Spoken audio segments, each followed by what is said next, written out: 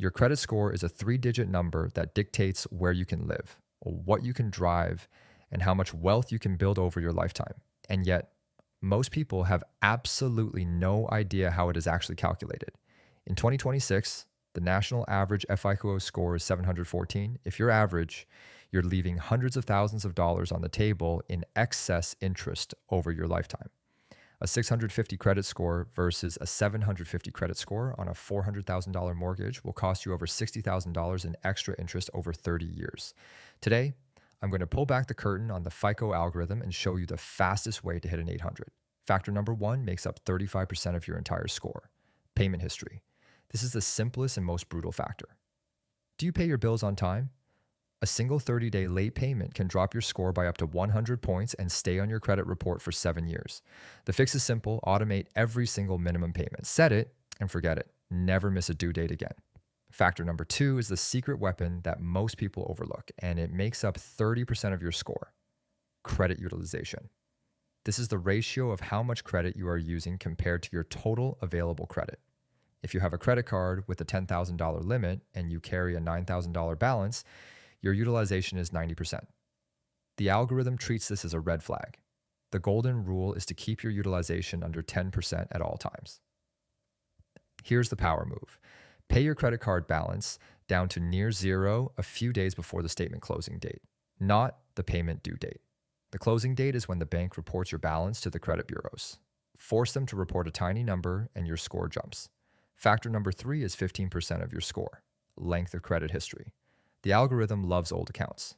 Every year an account stays open, it works in your favor. This is why you should never ever close your oldest credit card, even if you do not use it anymore. Put a small recurring subscription on it, set it to autopay, and let it age like fine wine.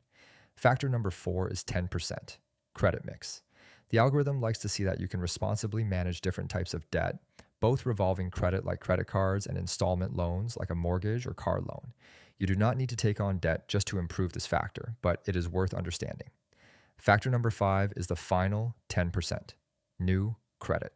Every time you apply for a new card or loan, the lender does a hard inquiry on your credit report, which drops your score by a few points. Stop applying for store credit cards just to save 15% on a pair of jeans. It is destroying your score for a trivial discount. Here is the fastest path to an 800 score.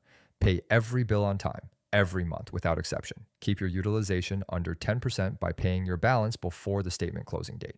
Never close your oldest card. Avoid applying for new credit unless absolutely necessary.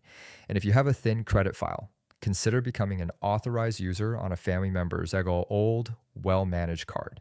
Their entire history on that card gets added to your report instantly. One more advanced strategy: if you have a credit card with a low limit that is making your utilization look high, call the bank and request a credit limit increase. You do not need to spend more.